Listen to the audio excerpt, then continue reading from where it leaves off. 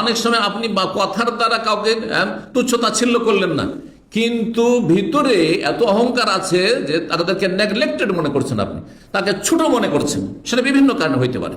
তার পেশার কারণে সে ক্লিনার, অথবা সে রোদে কাজ করে, কষ্টের কাজ করে, আর আপনি অফিসে বসে বসে এসিতে বসে বসে কাজ করেন, সেই জন্য আপনার মধ্যে সিনিয়রিটি কাজ করছে আর আপনি তাকে ছোট মনে করছেন। অথবা তার যে দেশের সাথে সব সেই দেশের সাথে আপনার বৈরিতা আছে, অথবা সেই দেশের লোককে সাধারণত গরিব মনে করে, সেই জন্য তাকে ছোট মনে করছেন। পাসপোর্টের ভিত্তিতে আপনি মনে করেন সিনিয়র আর জুনিয়র মনে করছেন। যে কোনো কারণে হোক না কেন, যদি কেউ কাউকে তুচ্ছ মনে করে, এটি কবিরা গুনাহ।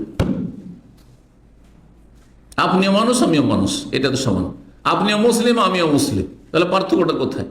পার্থক্য যদি আমার কাছে অতিরিক্ত এলেম থাকে আল্লাহর দিন সম্পর্কে, সেটা ভিন্ন পার্থক্য। কিন্তু তার মানে এই নয় যে আমার মধ্যে অহংকার থাকতে হবে, বরং আল্লাহ শুকরিয়া আদায় করতে হবে। যাকে যত নিয়ামত আল্লাহ দেয় তত বেশি শুকরিয়া আদায় করা উচিত।